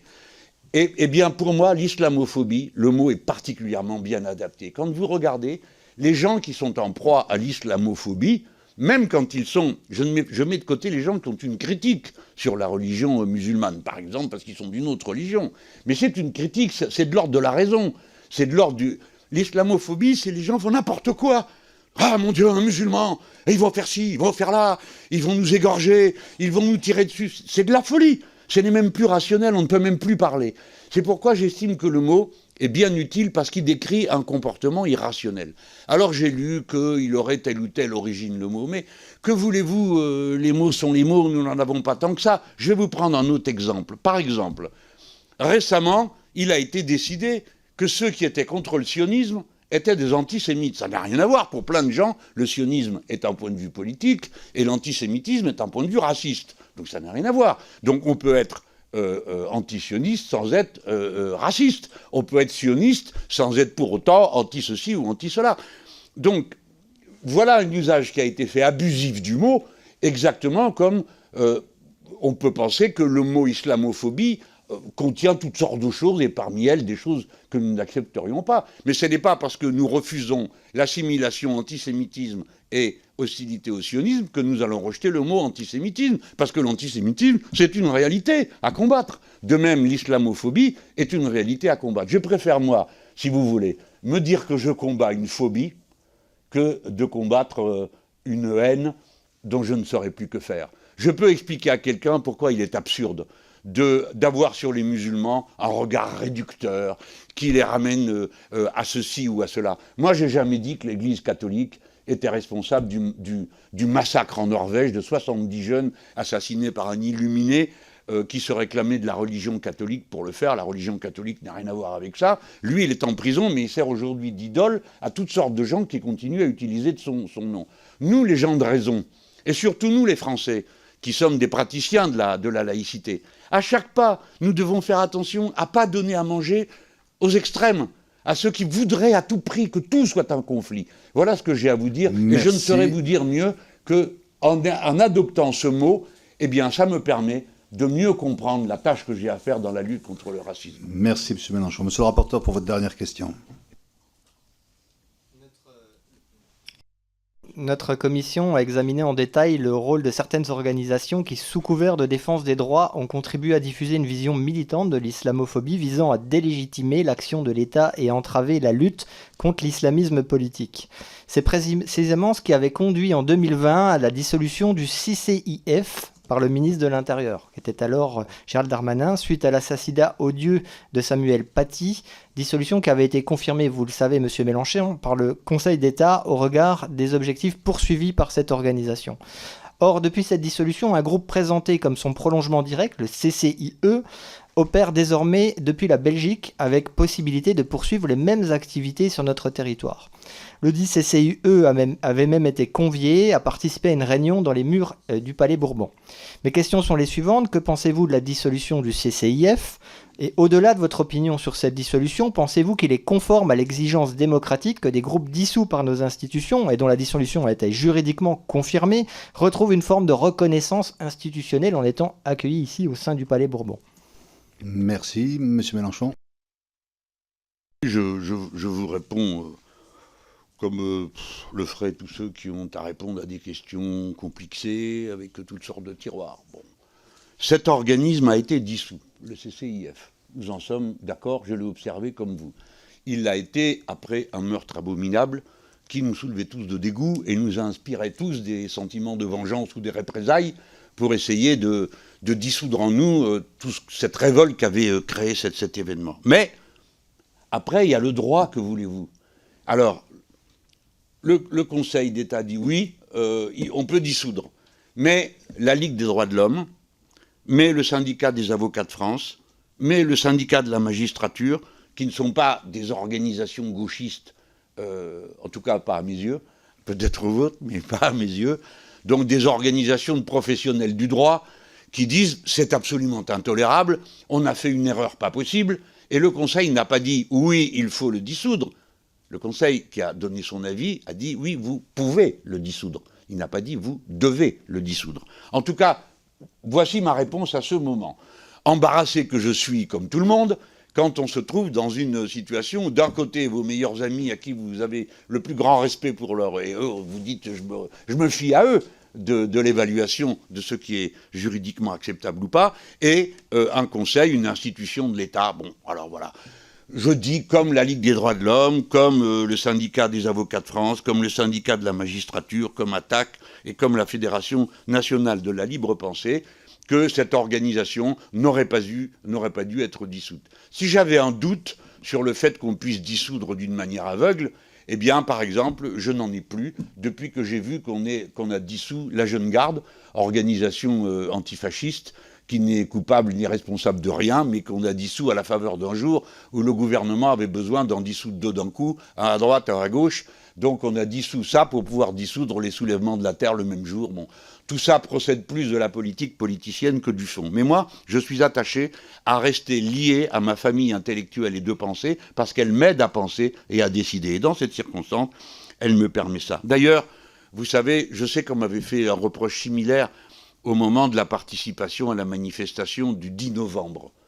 Vous permettez que j'en parle ou quelqu'un d'autre a prévu de m'en parler peut-être? Peut-être vous, monsieur le rapporteur, ou quelqu'un d'autre. Bon, alors j'en parle. Alors, très rapidement, avec votre permission. Oui. Alors, il y a eu une attaque à la mosquée de Bordeaux. Deux pauvres papés qui sortaient de là se prennent des coups de fusil. Et que se passe-t-il? Rien. C'est-à-dire pas la moindre trace de mobilisation. Des organisations décident d'appeler à une marche. Et après avoir discuté, comme vous imaginez, oui, non, on n'y va pas, qui est-ce qui appelle, qui est-ce qui n'appelle pas, on décide d'y appeler parce que on se sent en sympathie et en adhésion avec la masse considérable de gens ensuite qui s'est révélée être présente le jour de cette manifestation, le 10 novembre. Et comme il s'est trouvé que dans la manifestation, il y a quelqu'un qui a crié un slogan, mais qu'est-ce qu'on y pouvait ? Une personne crie « Dieu est grand », ma foi, déjà c'est un problème d'aller lui dire « on n'est pas d'accord », parce qu'il y en a qui pensent qu'en effet Dieu est grand, et peu importe la langue dans laquelle on le dit, et puis d'autres qui pensent que c'est pas le moment, bref, on n'en finirait plus. Mais je veux moi en finir. La marche a eu lieu, on me l'a reproché des dizaines de fois. Pourquoi ne l'a-t-on pas reproché aux autres appelants? ATTAC, la CGT, la FSU, la Ligue des droits de l'homme, NPA, Europe Écologie Les Verts. Pourquoi? Parce que c'est absurde. Nous étions tous là. Nous sommes tous de gauche, nous sommes tous laïcs. C'est bien, et je termine sur un mot. Noté, à la fin, Monsieur le Président, on chanta la Marseillaise sur la place. Eh bien, moi, je regrette de ne pas être resté jusqu'à la place. Bien, nous en venons, merci Monsieur le rapporteur pour vos questions, nous en venons aux questions des collègues ici présents, à commencer par Madame Thévenot pour le groupe PR. Merci beaucoup. Alors effectivement, Monsieur Mélenchon, on va aller droit au but. Je pourrais vous parler de la montée de l'antisémitisme dans notre pays, vous rappeler que les actes antisémites représentent 60% des agressions à caractère religieux, alors que la population juive constitue moins de 1% de la population. Je pourrais alors vous demander pourquoi vous semblez voir de l'islamophobie partout et de l'antisémitisme nulle part. Je pourrais ajouter que cette minimisation de l'antisémitisme participe à créer un terrain propice à l'entrise islamiste. Mais je sais que face à ce phénomène pourtant préoccupant, vous allez faire le tribun, comme vous savez souvent le faire, théâtraliser pour esquiver ou transformer cette question en long cours d'histoire pour m'expliquer que je me trompe. Alors aujourd'hui, je ne vous demanderai pas de répondre à ces questions déjà posées 1000 fois. Je vous demande plutôt de nous éclairer sur les agissements de ceux que vous faites élire au sein de nos institutions nationales et européennes qui, portant notre écharpe tricolore, semblent pourtant ne pas du tout vouloir défendre notre pays. Cautionnez-vous que votre députée européenne Rima Hassan ait des liens assumés avec des associations liées aux frères musulmans type l'Alab? Pouvez-vous nous dire si vous cautionnez sa présence à une manifestation en Jordanie pour la mort du terroriste Sinoir? Comment voyez-vous la proximité de plusieurs élus insoumis avec Shaheen Azami, agent d'influence lié au régime iranien, qui sera jugé dans quelques mois et pour qui plusieurs députés de votre famille politique viennent encore de signer une tribune cette semaine? Pouvez-vous nous confirmer que vous avez apporté votre soutien à Julien Terry, enseignant qui avait fait une liste de 20 génocidaires à boycotter, des personnalités de confession juive, qui avait partagé d'ailleurs un visuel représentant des clichés antisémites? En répondant, je l'espère, à ces questions, Monsieur Mélenchon, montrez-nous aujourd'hui devant cette commission que vous n'êtes pas devenu, malgré vous ou par calcul, le cheval de Troie idéal de l'entrisme islamiste dans notre politique française. Je vous remercie. Merci, cher collègue. Monsieur Mélenchon. Allez-vous vous me montrer que vous n'êtes pas le cheval de Troie d'un pays étranger qui cherche à faire passer ses assassinats pour une cause noble? Je ne vous poserai pas la question, je connais la réponse. La réponse est non, vous n'êtes pas l'agent d'un pays étranger. Bien de même, pourquoi voudriez-vous que moi, je sois l'agent de ceci ou de cela? Je suis l'agent de moi-même, des insoumis, de la pensée humaniste, d'un radicalisme que je ne nie pas, mais qui n'a rien à voir avec le racisme, quel que soit le racisme.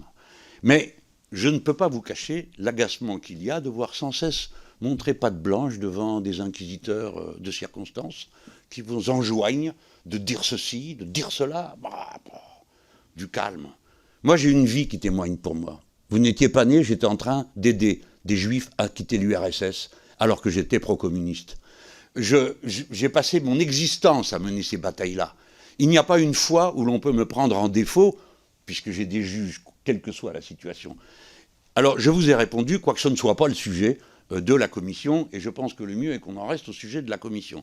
Mais je suis prêt à venir. Invitez-moi à une réunion, celle que vous voulez, avec qui vous voulez, pour que je puisse venir expliquer en quoi consiste la bataille contre l'antisémitisme que nous menons.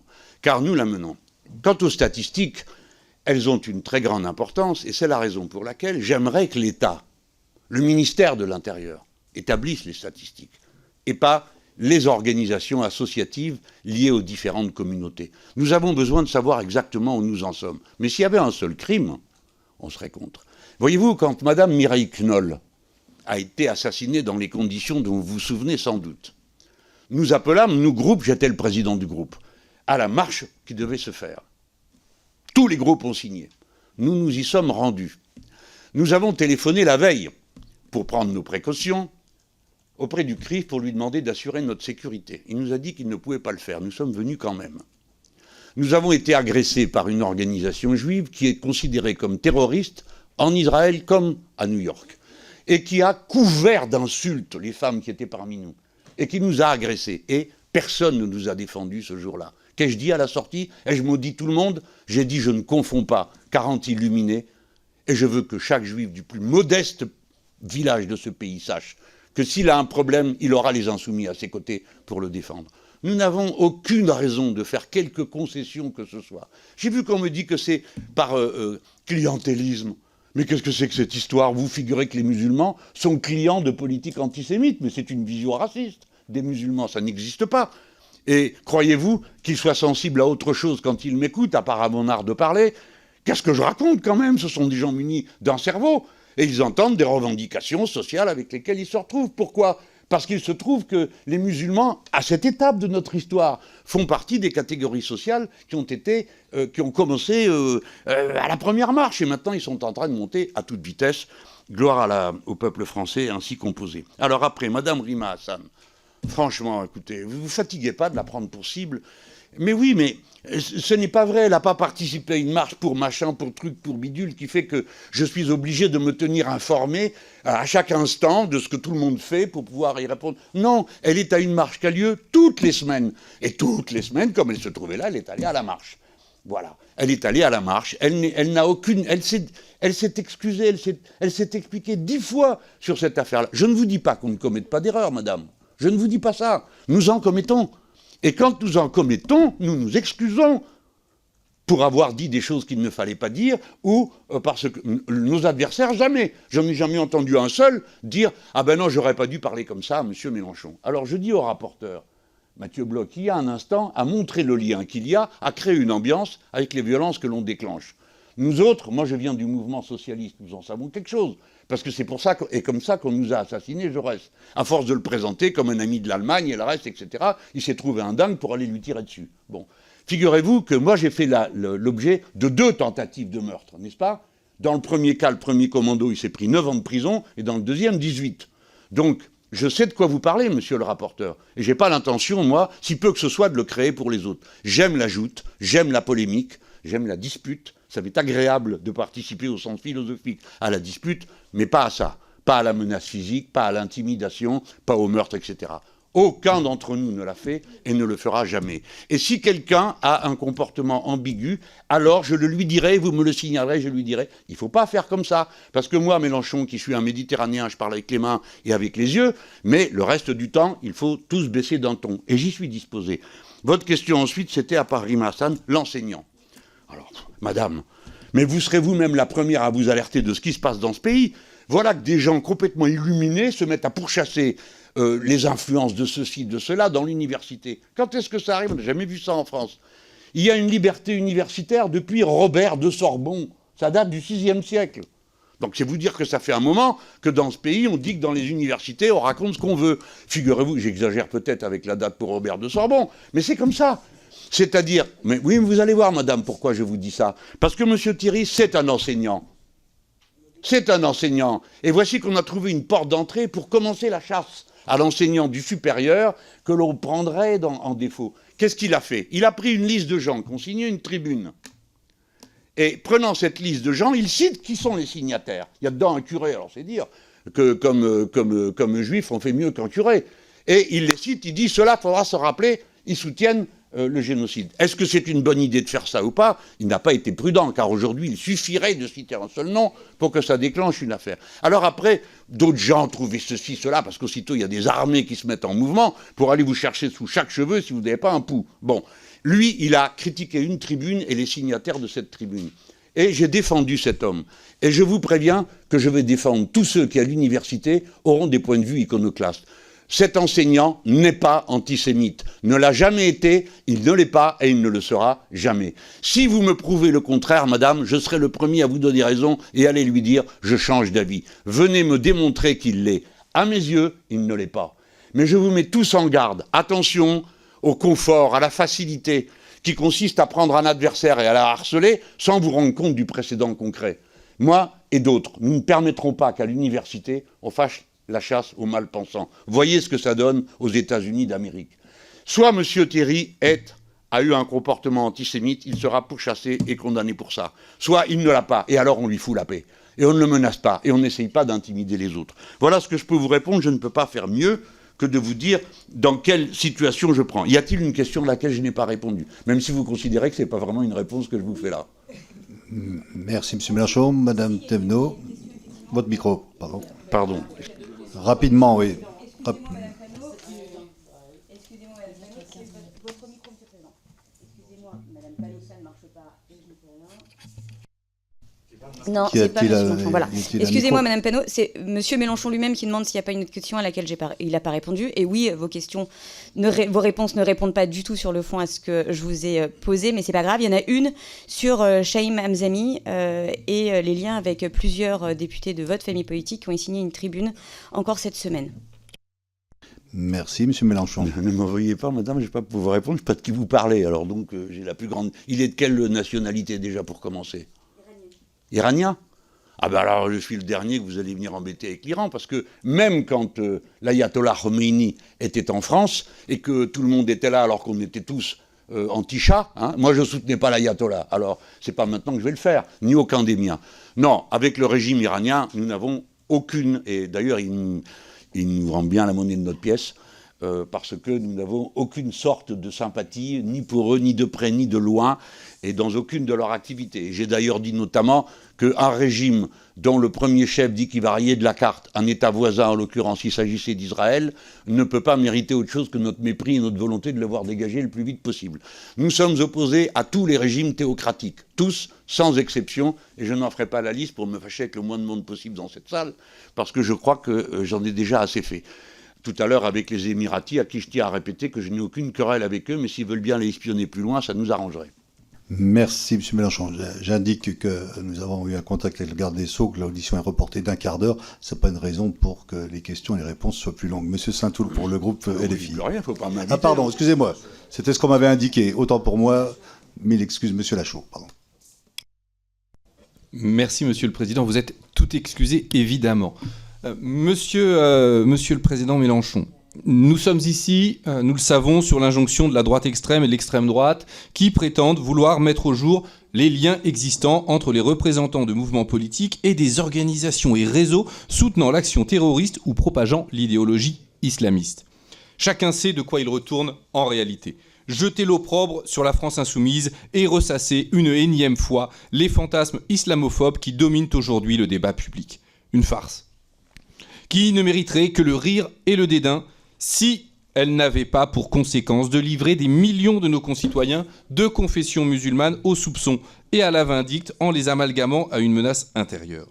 Les précédentes auditions ont déjà permis de dégonfler le soufflet en établissant que ces élucubrations n'ont aucune base factuelle. Le directeur général de la sécurité extérieure, Nicolas Lerner, a ainsi déclaré qu'il n'y avait pas d'éléments prouvant des connivences structurelles au sens de plan d'action, de programme, d'échéance, d'agenda commun entre les partis politiques et la mouvance islamiste.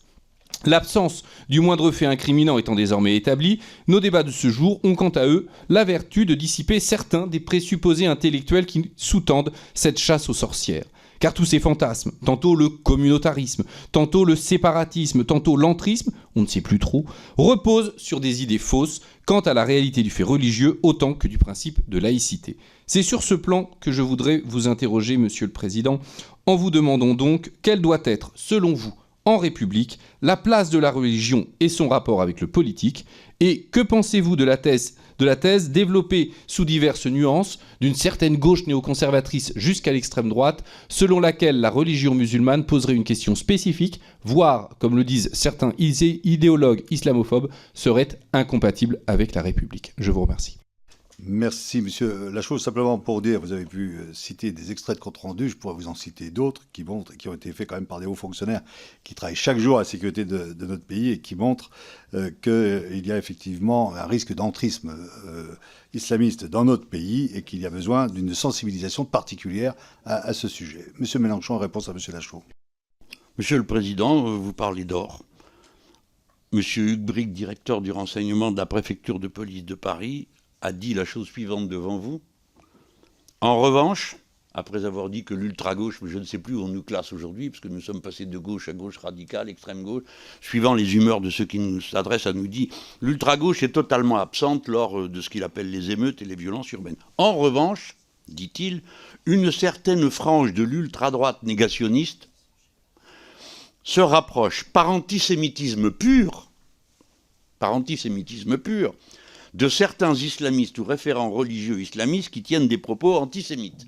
Bon, alors voilà, ça c'est pour confirmer à la fois ce que vous dites, Président, et ce que vient de dire M. Bastien Lachaud. Nous n'avons naturellement rien à voir avec tout ça, et s'il arrivait qu'ici ou là on constate le contraire, je serais le premier à le condamner. Je viens sur la phrase, je sais qu'il faut se hâter, mais je ne peux faire moins comme intellectuel, si vous le permettez, me perchant sur ma pauvre petite licence de philosophie qui impressionna tant mes parents, que de vous dire la chose suivante à propos de l'islam.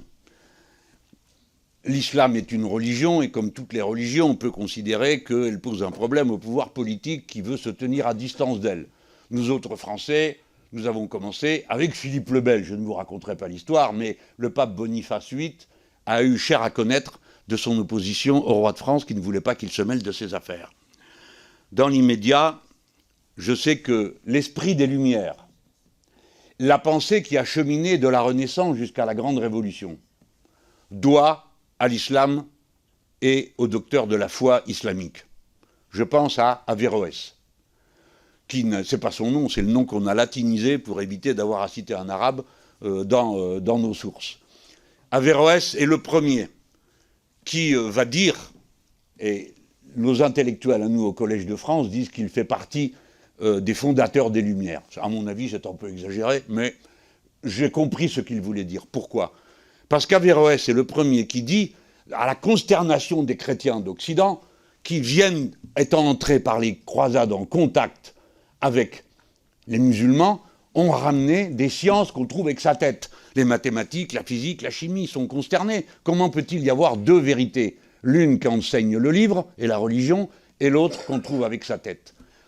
Eh bien, Averroès règle ce problème, et il dit « La vérité est une et indivisible, mais on y accède par des chemins différents. » Il cite la rhétorique, la philosophie et la foi.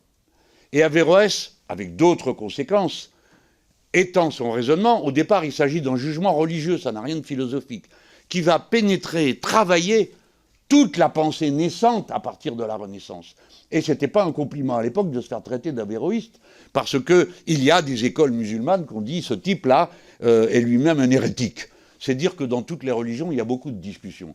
Mais Averroès fait partie prenante totalement de la culture des Lumières françaises. Je dis bien les Lumières françaises, parce que les Lumières françaises sont particulières, comparées à celles des Pays-Bas, comparées à celles des autres pays.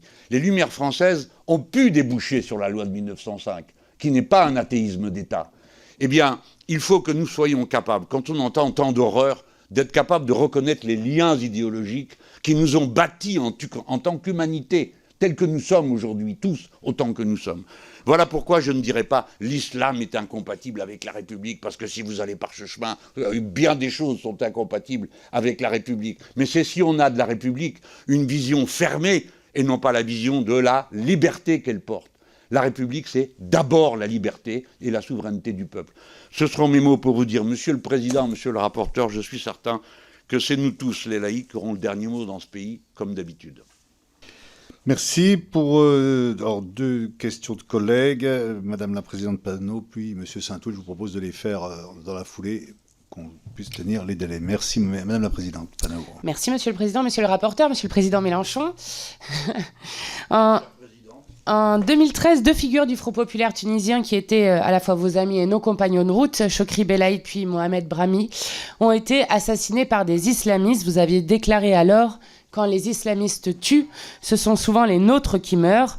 À l'époque, vous vous étiez rendu en Tunisie à la mémoire de Mohamed Brahmi et de ceux qui ont payé de leur vie leur combat contre le fanatisme en solidarité avec le peuple tunisien.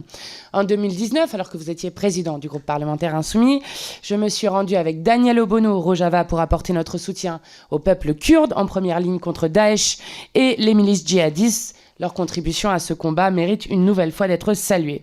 Aujourd'hui, certains nous accusent de proximité avec ceux que nous avons toujours condamnés sans ambiguïté, ceux qui ont tué nos amis. Évidemment, ces mêmes odieux ne disent absolument rien quand, par exemple, c'est Lafarge qui, en ce moment, se trouve en procès pour financement de terrorisme.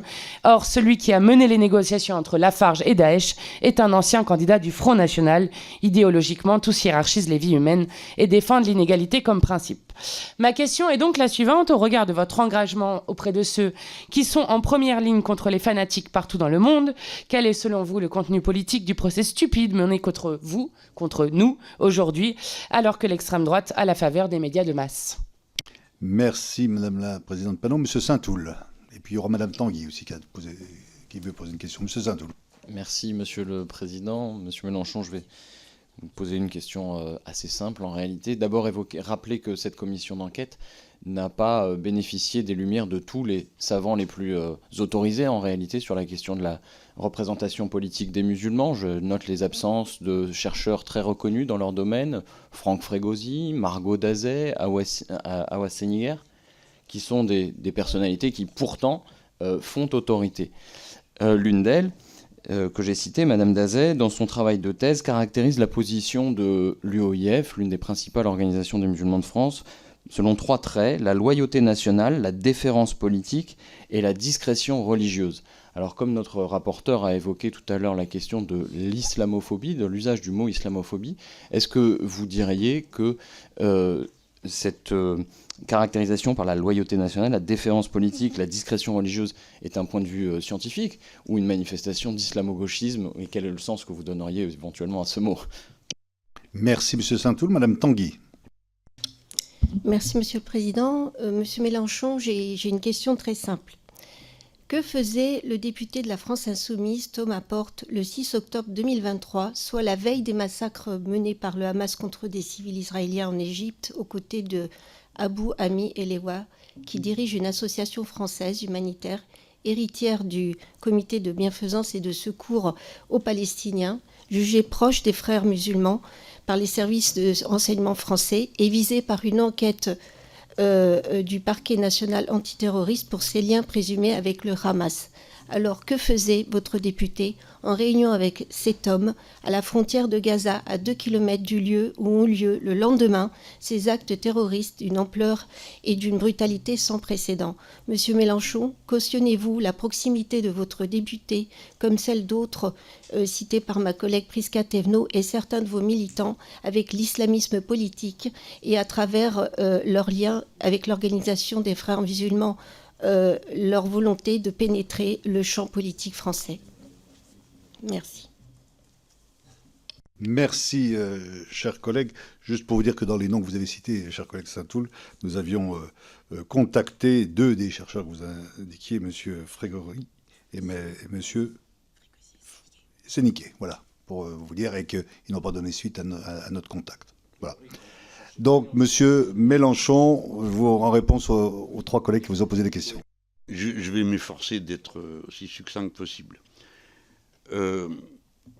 On a évoqué les luttes que nous avons menées ensemble, Madame la Présidente Panot, dans des circonstances qui ont forcé mon admiration pour votre courage et celui de Madame Obono, parce que pour vous rendre au Rojava, où se trouvait un gouvernement provisoire, féministe, écologique, socialiste, vous avez dû traverser tout l'Irak en passant par la zone où vous n'aviez pas que des amis, du Kurdistan, je mets des guillemets car je ne veux pas me fâcher avec la République d'Irak, irakien, qui est plutôt favorable aux thèses islamistes, puisque les dirigeants kurdes pratiquent la religion et la mettent au pouvoir. Et il a fallu traverser tout ça pour aller de l'autre côté manifester notre soutien.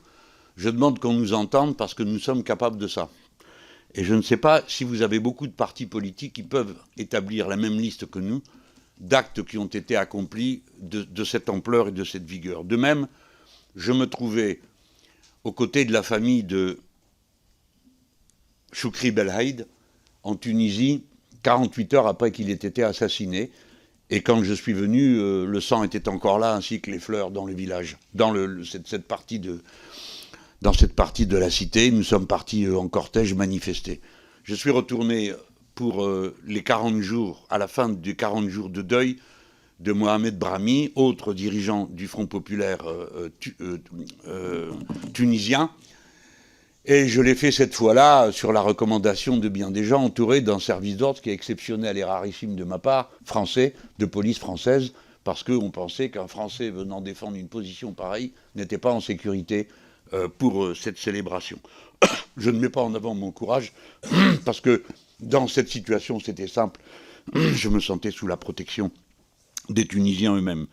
Mais combien d'autres exemples de cette nature pourraient être donnés? Je vous en fais grâce. Mais je voudrais vous rappeler que sur la question de la compromission de Lafarge qui a payé Daesh, nous avons été la seule force politique pendant de très très très longs mois à mener la bataille dans une indifférence glacée assez générale. Et pourtant, nous n'avons pas lâché prise, et je me réjouis de savoir qu'en ce moment même a lieu le procès des responsables. Souvent, il en a coûté, voyez-vous, Président. Quand j'étais ami par hasard, ces choses-là nous arrivent dans la vie, j'étais ami par hasard avec un officier supérieur de l'armée algérienne, Mohamed Boukobza, qui avait écrit un magnifique livre sur les événements en Algérie.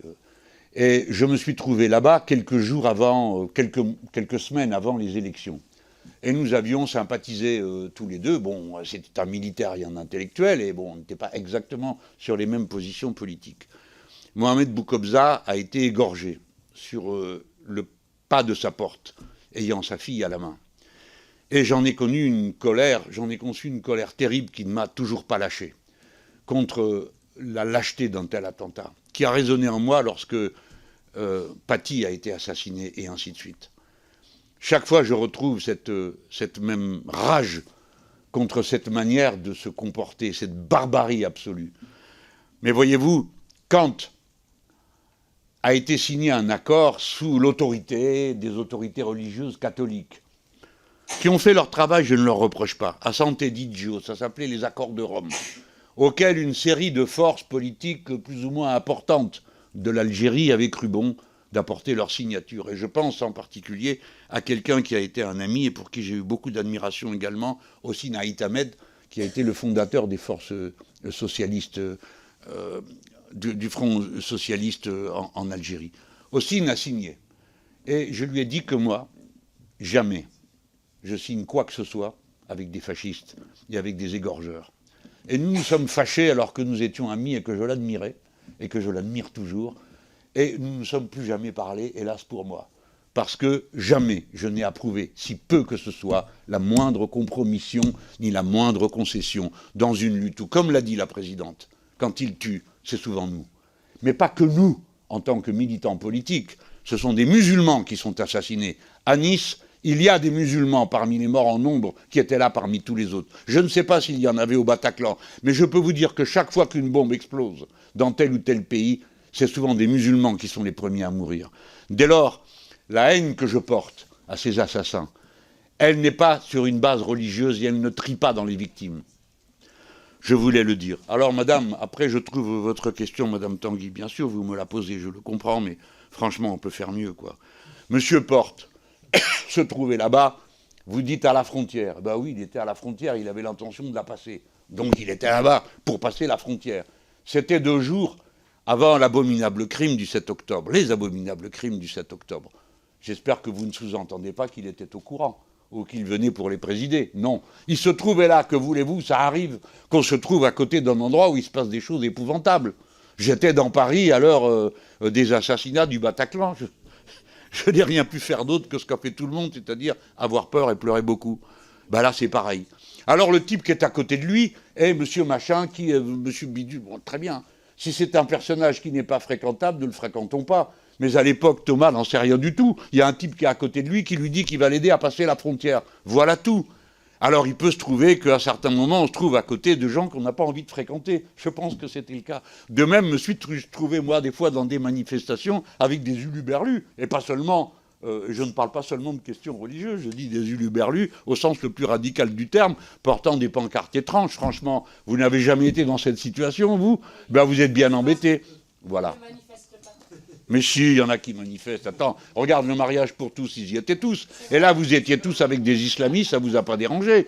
Bon, ben, on comprend. Ils défendent des vues sur la famille qui sont plus proches des vôtres que des miennes. Et alors, bah, on est tous du même pays, non ? Alors on se déteste le reste du temps, mais il y a des moments où on fait la pause. Moi, madame, jamais je vous accuserai d'être complice de qui que ce soit qui tire sur les autres. Ben, ce pauvre Thomas Porte, vous le voyez, en train d'être complice d'un meurtre aussi épouvantable, des assassinats qu'il y a eu le 7 octobre, bien sûr que non. Si nous ne faisons pas preuve de raison entre nous, alors nous sommes perdus. Parce que nous allons commencer à nous dévorer au lieu d'essayer de voir comment on peut faire. Et si quelqu'un commet une erreur ou a une mauvaise fréquentation, on le lui dit. Et si vous n'en êtes pas content, vous dites « mais celui-là, il ne cède à rien, je vais téléphoner, s'il vous plaît, pas à moi, parce que vous me dites votre député. Non, pardon, c'est pas le mien, c'est celui du peuple français qui l'a élu. C'est pas mon député, c'est mon camarade. Voilà ce que je peux vous dire. Je vous invite tous à la raison. Une dernière question, mais qui prolonge un peu ça, parce que dans les auditions, on se rend compte qu'il y a effectivement un certain nombre de témoignages, de faits qui sont donnés, où il y a la présence d'élus, de collègues députés ou d'élus locaux qui se retrouvent dans des manifestations. Il y en a eu une en octobre 2024 qui était organisée par Urgence Palestine et dans laquelle un animateur, un organisateur de cette manifestation indiquait qu'il fallait continuer à être, en parlant à la foule qui était là, ce déluge d'Al-Aqsa. Le déluge d'Al-Aqsa, c'est effectivement ce qui s'est passé le 7 octobre. Bien sûr, les collègues qui sont là, ce ne sont pas eux qui ont prononcé ces mots. Mais on a quand même une responsabilité. Soit de partir, déjà, si on n'est pas d'accord, soit ensuite de faire un débriefing pour que ça ne se recommence pas. Donc vous, au niveau du parti que vous avez fondé. On a bien compris que vous n'en avez plus la responsabilité directe, mais on ne doute pas de l'influence que vous avez encore à l'intérieur. J'espère bien, moral au moins. Voilà, au moins moral, à minima. Et donc, quel retour vous faites de ces expériences? Parce qu'effectivement, quand le président Chirac a entendu la Marseillaise être sifflée au Stade de France, il l'a quitté parce que c'était inconcevable. Quand vous entendez des propos qui flirtent avec l'apologie du terrorisme, vous ne pouvez pas rester sur une estrade. Est-ce que ça, c'est quelque chose que vous comprenez ou pas? Évidemment, Monsieur le Président. Que croyez-vous qui se passe? Je ne vais pas vous raconter les secrets des préparations de manifs, mais c'est des prises de tête dont vous n'avez pas idée. Sur ce que l'un, l'autre va dire ou ne pas dire, est-ce qu'on n'acceptera pas, et ceci et cela, et qui on ne veut pas. Bon, on s'en débrouille. Quand quelqu'un mord le trait ou ne respecte pas les autres, on le prend d'abord pour un manque de respect. Si c'est pas ça dont on est convenu. Donc nous ne venons pas à une manif pour entendre des choses pareilles. Bon, on se le dit entre nous, on tâche de le régler. Mais je ne connais pas un insoumis, une insoumise, qui a trouvé que tout ça était écoutable et supportable et que ça lui convenait parfaitement. Ça n'existe pas, Président. Croyez-moi si vous voulez ou pas, mais je vous dis, ça n'existe pas dans nos rangs. Moi, je ne vous cherche pas querelle sur la présence d'islamistes féroces qui étaient présents aux manifs du mariage pour tous, parce que je sais très bien que ce n'était pas votre sujet. Ceux qui étaient contre le mariage pour tous l'étaient pour des raisons morales, politiques, ce que vous voulez, philosophiques, religieuses. Et ma foi, je ne suis pas d'accord avec, mais jamais j'irai vous embêter parce que vous pensez ça. Et je ne fais pas le reproche de ceux qui s'y trouvaient, car je suppose que si j'en faisais la liste, vous seriez aussi embarrassé que je le suis moi quand vous m'évoquez tel ou tel. Moi, les seuls qui me conviennent politiquement, c'est les miens. Alors bon, je fais un effort pour tous les autres. Et pour certains, non, l'effort est trop grand. Alors on va leur dire, écoutez, vous abusez. On n'est pas venu là pour que vous nous fassiez endosser vos positions, parce qu'après, on va se retrouver dans une commission d'enquête où on va nous demander ce qu'on pense de ceci et de cela, alors qu'on n'y est strictement pour rien. Président, je ne peux pas faire mieux que de vous dire que nous faisons de notre mieux. Et je suis sûr que vous-même, vous en faites autant à l'égard des excessifs qui sont aussi dans vos rangs. Monsieur Mélenchon, je vous remercie pour ces éléments. Votre audition, je crois, a été utile. Il suffit de voir d'ailleurs par la présence de nombreux collègues qui sont ici présents. Mais chaque fois, je vous remercie. On va suspendre la séance pour quelques minutes et nous allons retrouver pour auditionner Monsieur Gérald Darmanin, garde des Sceaux. Je vous remercie.